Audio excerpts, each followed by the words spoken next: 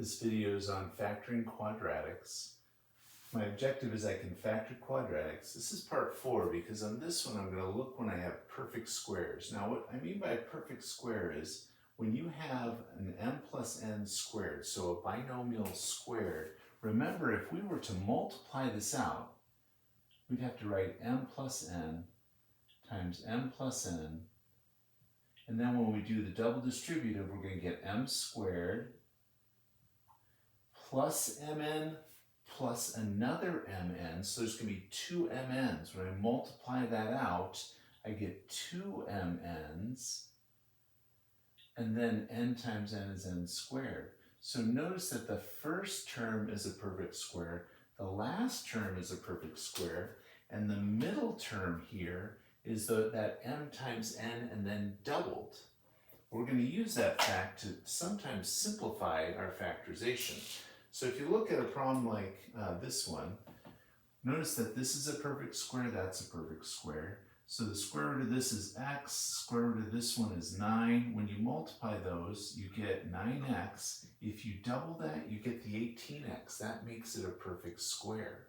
So we can immediately have this factored as x plus 9, the quantity squared for that. Now, it wouldn't be very hard to fact, since it's the leading coefficient of 1, of just saying two numbers that multiply together give you 81, add together give you 18, that's 9 and 1, and that's 9 and 9, and that's not a hard one to do. But how about a problem like this? When you look at this one, I see that this is a perfect square and this is a perfect square. I say I can multiply 7x and 10, and I get 70x. If I double that, I get 140x. Now, if I want to double it with a negative, you just have to put in a negative into it. So this is going to be factorization with being able to split it up that way.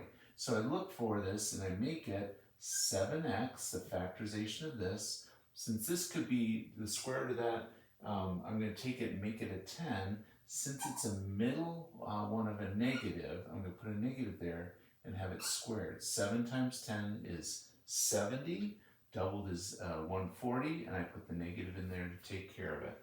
So the idea is sometimes you can factor quicker. If your first term is a perfect square, last term is a perfect square, if you take the square roots, multiply them together and double it, and you get the middle term, you can get your factorization faster.